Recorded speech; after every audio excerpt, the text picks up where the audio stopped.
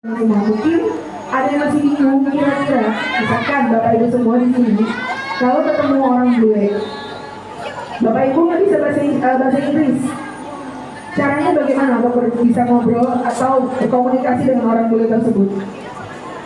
Ada yang tahu nggak?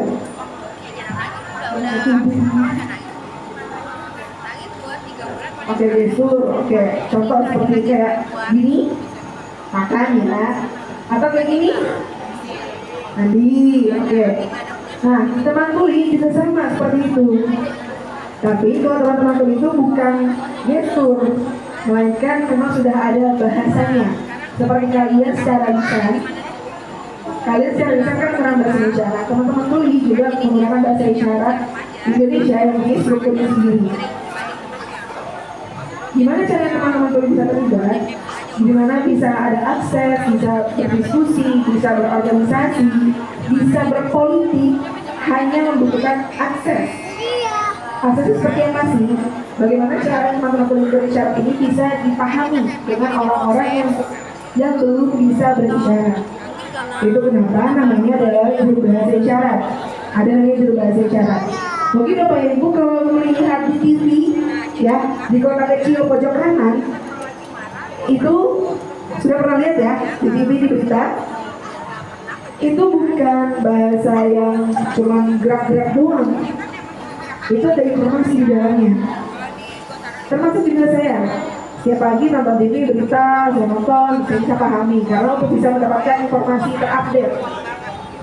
Nah, silang.id fokus memberikan pelayanan juru bahasa isyarat tersebut.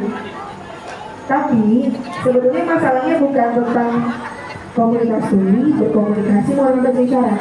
Terus orang-orang nggak paham nih.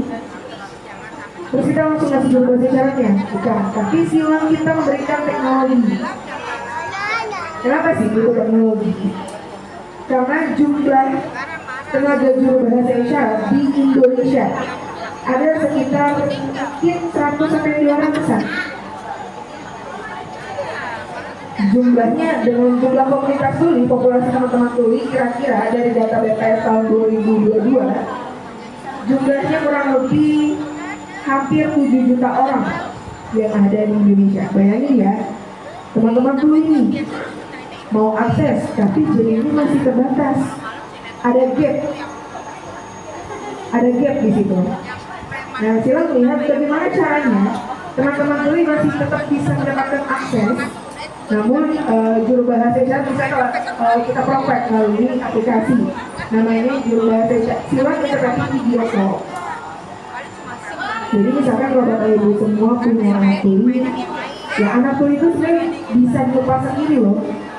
Yang penting punya akses. Misalkan saat datang ke rumah sakit, di rumah sakit sudah bekerja sama dengan silang. Dan nanti ada barcode di mana nanti mungkin akan ditampilkan sedikit. Ada barcode. Teman tuli yang punya aplikasi silang ini sudah di-scan QR. Nanti tunggu akan langsung terhubung dengan juru bahasa isyarat yang standby. Jadi petugas akan menjelaskan secara lisan seperti biasa, tidak perlu mencatat atau menggestur, ngomong seperti biasanya. Nanti tuli akan melihat juru bahasa isyarat dan device-nya, sehingga tuli bisa mendapatkan informasinya dengan jelas. Termasuk kalau misalkan saya mau tanya nih ke Bapak Ibu semua, teman-teman tuli sebenarnya bisa nggak sih teleponan? Bisa nggak? Video call. Nah, video call. Tapi pernah nggak membayangkan kalau misalkan dulu teman-teman tuli, kalau dulu teman-teman menggunakan telepon pakai pulsa ya, betul? Terus kalau pulsa ini biasanya dari audio saja, dari suara. Sebenarnya solusinya bisa menggunakan video call. Kenapa video call? Karena teman-teman tuli itu butuh visual, karena isyarat ini harus dilihat. Nah, itu yang sekarang silang kembangkan. Sebelum mungkin aku jelaskan lebih dalam, kita coba lihat gambaran silang sebenarnya seperti apa. Boleh ditampilkan? Do you know that information accessibility is a major issue for the deaf?